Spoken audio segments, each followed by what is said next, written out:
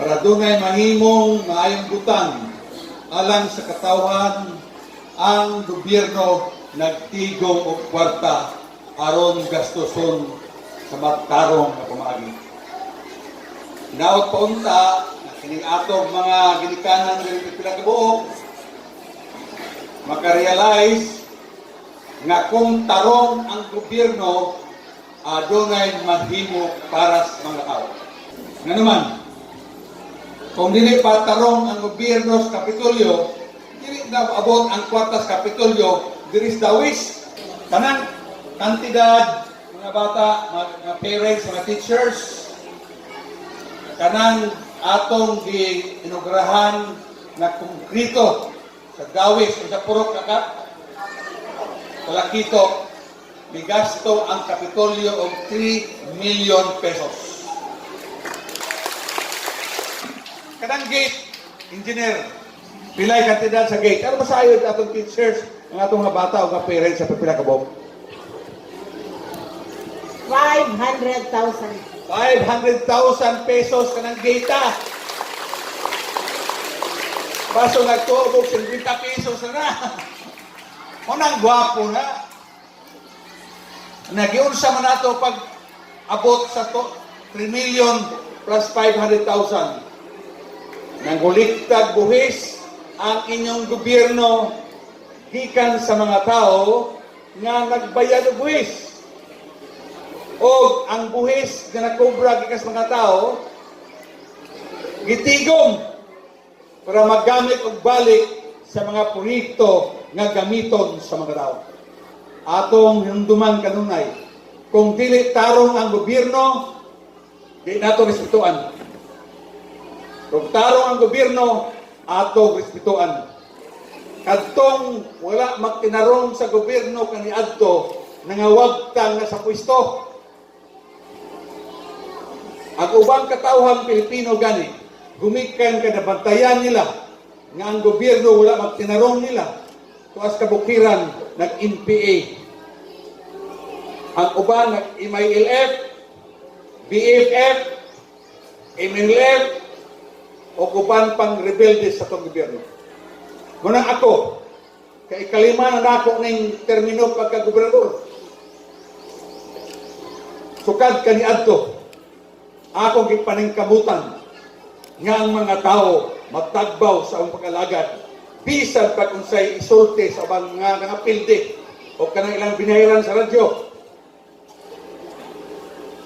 Kanong naming nag-obserba nga unta alang sa usakat anay nga pang gobyerno, transparent ka, imong ipakita sa mga tao kung unsay imong gihimo sa ilang kwarta.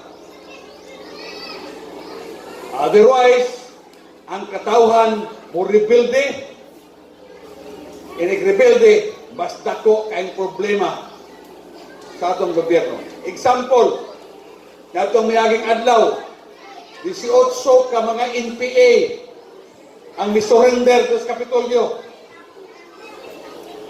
18. Mga batanon, wala maka-eskwela uban. Naglisod ganig, identify sila ngalan. Why high school? Di ka mamusulat sa ilang ngalan. Husband and wife. Dua ka couple. Husband and wife. Pulos rebelde. Di pa kutanan ako, ano nag-rebelde mo? Wa mamay kaugmaon. Aning gobyerno ha. At least kato gobyerno ilang ingon. Asa dapito.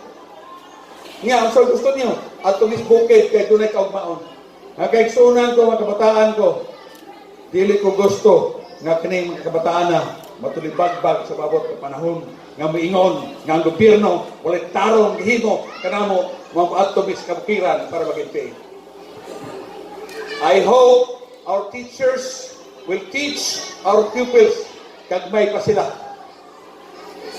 nga ang iyong gobyerno nag-alaga ninyo kaning kamot nga unta adunay mahimo alang kaninyo. Hinumdumi ang inyong gobyerno naghatag og libreng edukasyon. Public education. Gikan sa elementarya, high school din naman. Ang gwapo kayo, tanawan niyo. pwede kapuhan. Pwede gastos gobyerno ka na. Ha? Ha? Kung gusto man kagas, pwede gasto. Kay libre na ang high school education sa Pilipinas. Kani adto pa, apan labi na karon, kay doon ay senior education, ay nagkakay mga buildings ipatindog. Dako gasto na.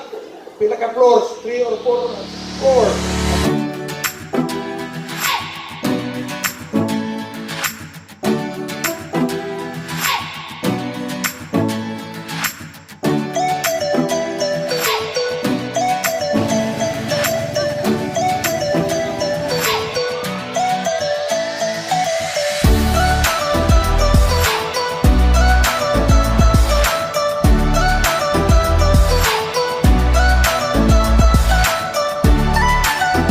Akong itunol king duha ka projects diri sa Barangay Dawis.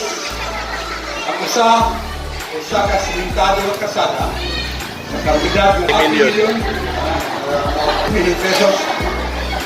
Ang usa ka beautifully designed and constructed Golden Gate. Basta sa New York. Masayot ko, si Manuna. Ngadto sa atong kapitan sa barangay, hindi ang makawanan ng magagawad. Ngadto sa atong principal Alalong, o mga beloved teachers, the molders of the youth in this country. And we hope that you will remember always to tell your pupils, take care of this because this comes from the taxes of your parents. Likas boys, kanan ng itigong, ituloy. Kaya salamat o ng hapon.